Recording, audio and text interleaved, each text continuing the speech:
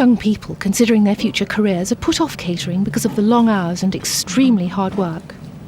But dedication can pay rich rewards. I think we've got a fantastic job at this level, and the sky's the limit. I mean, there's no stopping me now. My ambition on a personal front is to go for 3 Michelin stars. I achieved 2 Michelin stars in 3 years, and the only other person who's ever done that in this country is Marco White. I'm not in a race against him, but the thing I drive my guys to, I'm sure madness sometimes, but is total perfection, because unfortunately 90% of the catering industry is not a very attractive job to be in. And if I find myself at the age of 35, 40, still working split shifts 6, 7 days a week for £300 a week, I'd rather put a gun to my head. Guys spend on average 2 to 2.5 years. Some guys, I've had 3 guys that spent 3 years with me, which is phenomenal. It's a great shame to see them go, but we both benefit. First of all, I don't become complacent, thinking that's set up, that's done. I stay firmly in the kitchen. I nurture them, and I train them to something that I find is at the highest level, and I like to sort of put myself in them, so they leave with everything I feel with, my respect for making a ravioli, filleting a sea bass, making a beautiful tomato and basil vinaigrette, understanding how to make an amazing pistachio souffle, and making a wonderful classic red wine sauce, the basic elements of cooking. And they really got to feel for it. And the most important is to have a palate to identify the taste, texture, and the concept.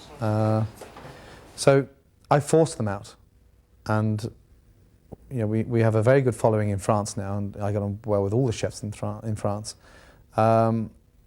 And so finding a job for these guys, before they came to work for me, they could only dream of going to work for Alain Ducasse, or Guy Savoy, or Joël Bouchon, or Jacques Maximin. Now it's a case of just writing a letter very politely, giving them 2 or 3 months' notice, and they got offered an amazing job.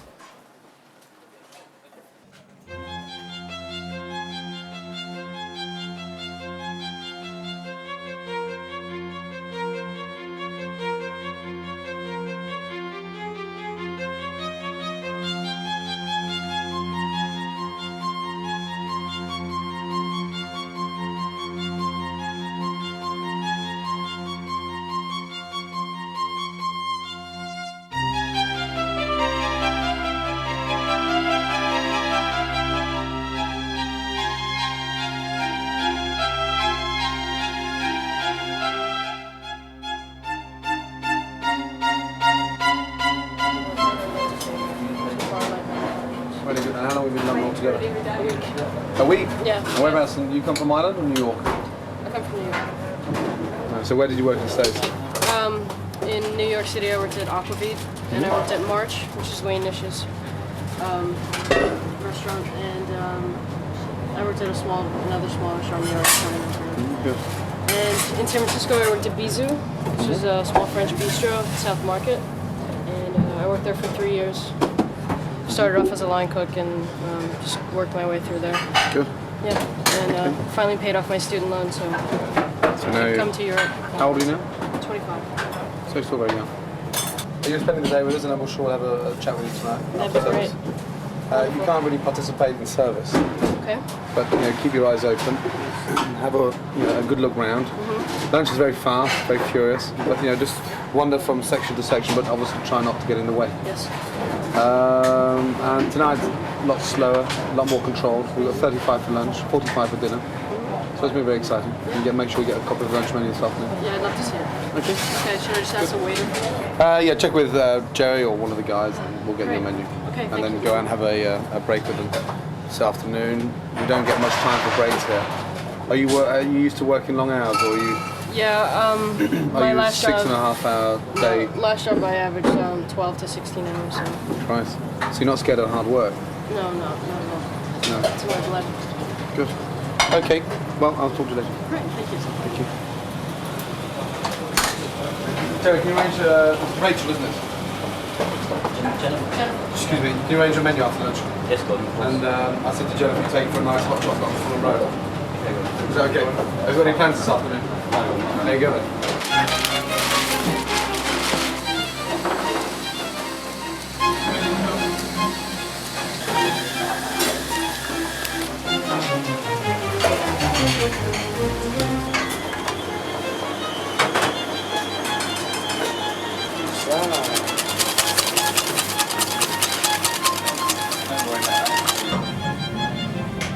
I think there's only so few women in this country because of the conditions, I suppose. In France, I mean, I've worked with so many girls, talented girls. I've recently just come back from Italy and had a wonderful time in a 3-star Michelin just outside Verona, and the owner, chef, was a woman. In this country, we don't boast tremendous conditions and great prospects. We can name 5 talented female head chefs throughout Great Britain, which is appalling. Different reasons they may get sidetracked, they may fall in love, get married, have children, and of course it's certainly not the conditions downstairs to be 5 or 6 months pregnant. As you saw, it's hot, it's difficult. But I've had, in 4 years, I've had 3 very talented girls go through the kitchen. Madeleine has been with me a year. She's just had an amazing contract from Danielle's in New York for 18 months. She's on 30 or 40,000 US dollars. And by the time she goes back to South Africa, having a year and a half under her belt working with me, an 18-month contract for Danielle's, she'll be 24, 25. I mean, she'll be able to, raise her own finance and open up her own place, which I hope she'll do. But it's the same old saying, especially in the kitchen. I mean, there's, you can't stand the heat, get out of the kitchen, and no pain, no gain. It's hot, of course it is. Oh, it's the kitchen. What a faggot, leave me alone. Christ almighty, it's hot in here. Oh, Christ almighty, what do you think it's going to be? Cold? Well, it's always been hot in the kitchen. The problem with you is you don't spend enough time in here. I always like having a girl in the kitchen, in general. Guys don't like to be bollocked in front of women. They hate it. It controls their language in the kitchen. And you may say, well, who am I to say that? Because the language sometimes is not pleasant. But kitchens are tough. I remember playing a testimonial game once at Rangers in amongst 10 or 11,000 crowd against a real sort of wimpy Saturday or Sunday morning team called East Kilbride. And they're amateurs. And we were losing 2-0 at half-time. And the bollocking we got at half-time was phenomenal. And in kitchens, it's exactly the same. We are under tremendous pressure. And sometimes you've got to deal with those problems and keep the problems in the kitchen. And that's the secret behind any successful dining room, to keep the problems in the kitchen.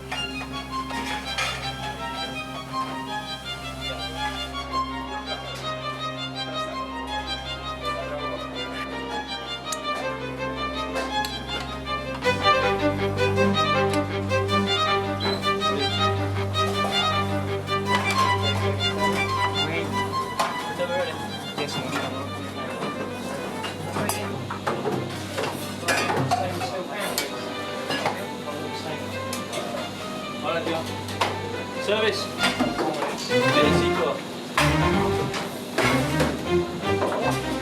Pas propre ça. Give me Christophe, please. Give me Christophe.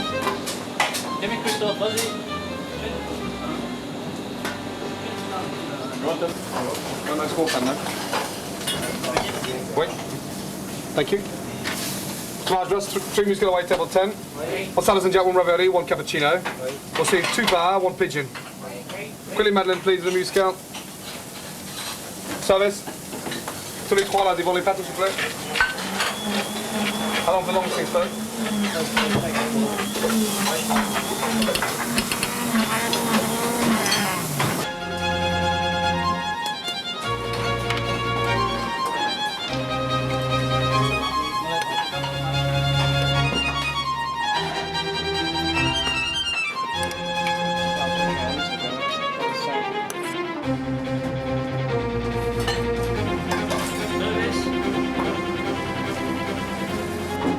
Après, on fait ça à la table à neuf. Vide, là, non? Vide. Clean.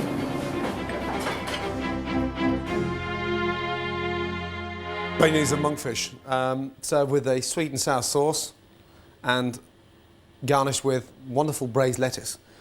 People think about braising meat, but there's a very delicate way of braising vegetables. And today we're going to braise these wonderful little exciting baby gems, and the idea of braising this is to impact maximum flavour. We're going to have light chicken stock reduced down inside this particular lettuce, lightly coloured in hot olive oil, and then just left at the side of the stove to sort of absorb the stock and go nice and soft, but maintaining that texture. That's important. With the monkfish, they've been sliced, put inside this wonderful crispy batter, shallow fried, and that's served with a very nice, tangy, fresh, sweet and sour sauce. This is the sweet and sour sauce that we saw earlier in the series, served with the salmon. Today we've done it with the monkfish. It's absolutely delicious. So first of all, to braise the lettuce, nice hot pan. Lettuces have just been cut in half. Obviously don't remove the stalks. If you remove the stalks, then this lettuce starts to burst open and we have all these leaves flying around everywhere. So keep the lettuce whole, cut in half, nicely washed, and into the hot olive oil, like so. And then nicely seasoned, salt and pepper. We're going to colour them lightly. Generous on the salt. Touch more olive oil. Just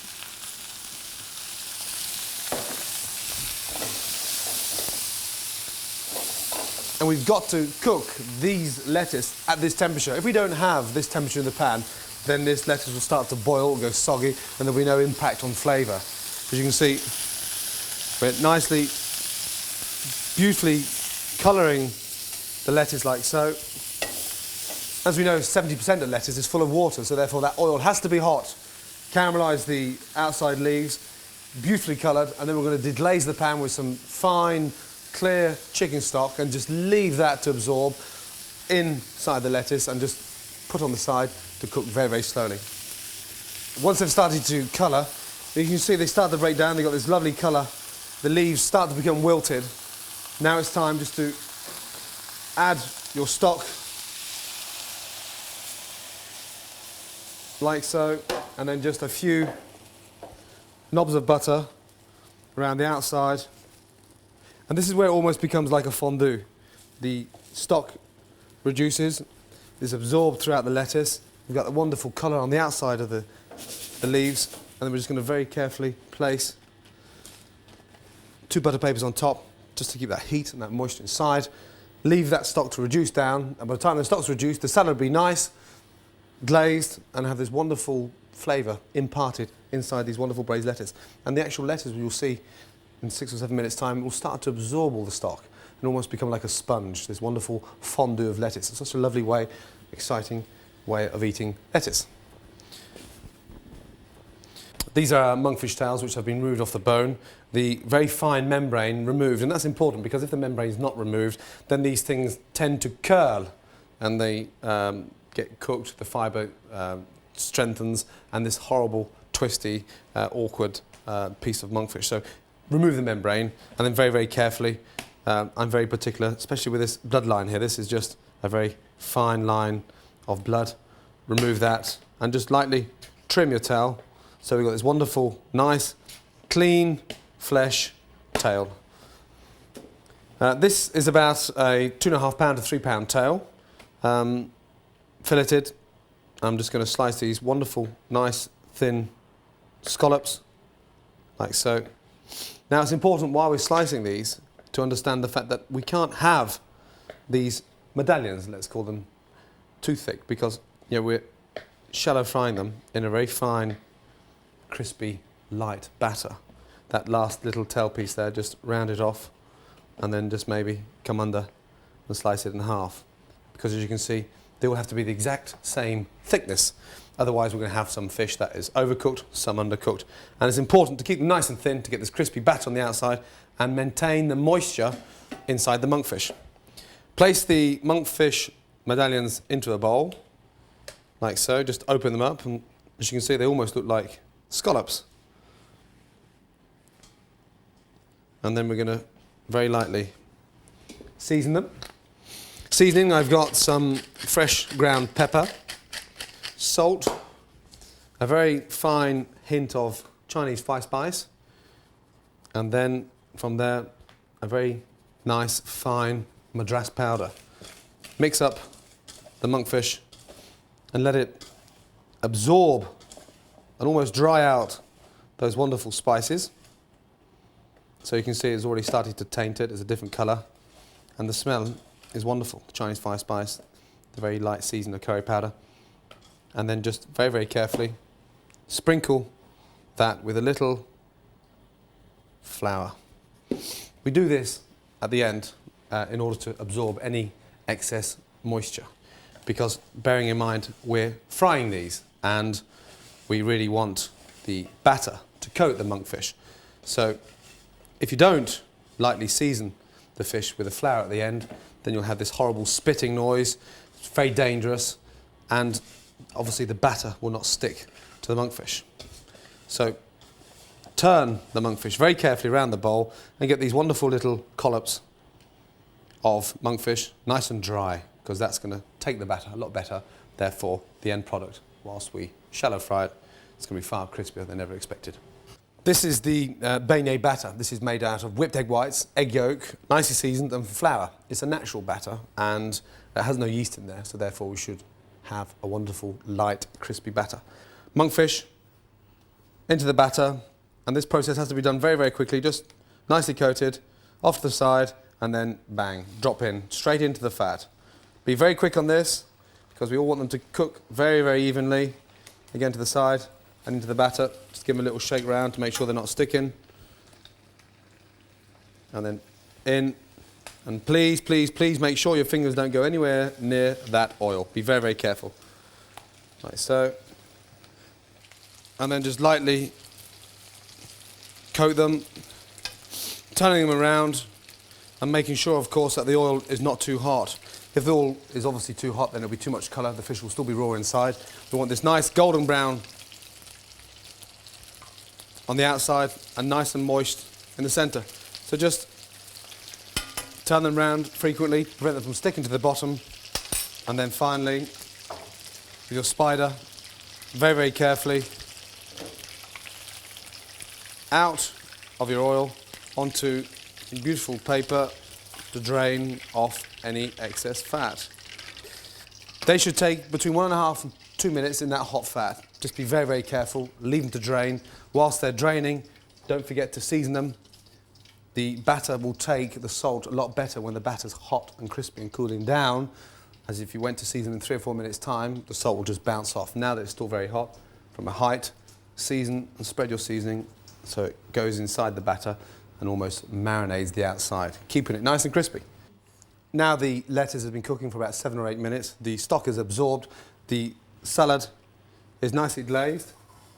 As you can see, it's just cooked like a fondue. It's soft, it's textured. As you can see, it's got this wonderful, stunning glaze. They're nice and shiny, beautifully coloured. We're just going to very, very carefully remove them out of the pan, like so. Slightly drain them to get rid of that excess juice. Now the flavours inside these lettuce are amazing. They still hold their texture. They're not overcooked. They have a touch of crunchiness still left in the centre. As you can see, the glaze on them is beautiful. We're going to place the lettuce onto the centre of the plate. Be generous with the lettuce, because don't forget we started off cutting it into half, so therefore, that's just one little baby lettuce, like so. Our monkfish beignets sat on top, as you can hear, that wonderful crispiness. And just one finally on top, and then our very light sweet and sour sauce. We're just going to glaze around the plate. Don't go over the batter, because the batter's still nice and crispy.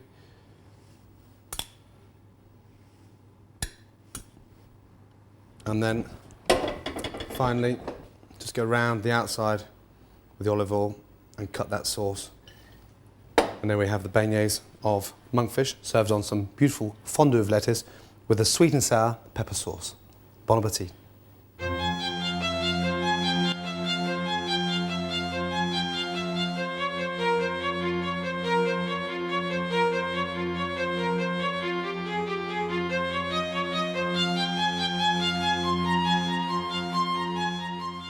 Okay, very exciting part of the lunch or dinner, and sometimes a lot of customers take this for granted. This is a stunning collection of cheeses, which is a wonderful way of finishing your last drop of red wine.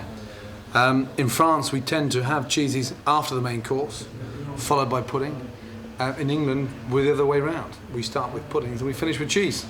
Anyway, here by my side is the wonderful Eric, who's responsible for this stunning board. And I think the most important thing, Eric, is that very little customers really understand that cheeses are seasonal.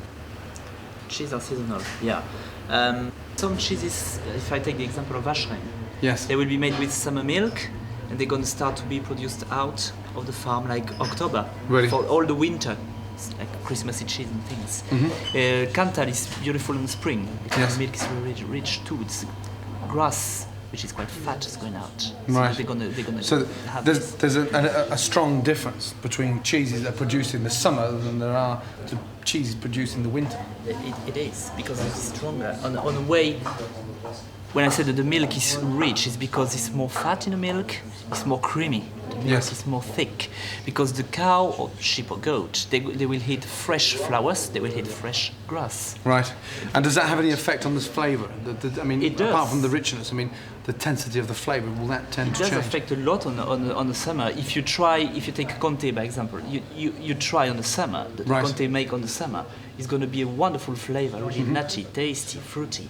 If you take one made during the winter, it's quite poor in taste. Excellent. It's going to be very mild, Good. not so rich. What extent do you go to ensure that the quality of the food that is served in my restaurant is matched equally by your cheese? I mean, to what small detail is involved to produce such stunning cheeses like this? First of all, I will try to see which kind of food you have, which kind of cheese you like. Yes. So it's really important because when you like the cheese you like, you're going to advise them to your customer. You're going to give them your taste because if they're coming around your restaurants because they want to have your taste and your passions. First of all, we mature them. Yes. So we can give you a different level of maturity. They can be quite young, they can be very creamy, very strong, or mature. It depends. Yep. How do you like the cheese? And we try to make a nice, as we have here, a nice combination of cheese and all the tastes different. Yes. And all the you can have really a big palette of taste on cheese board like that. Yeah, beautiful. And texture different too. So now I know why they cost so much money. yeah.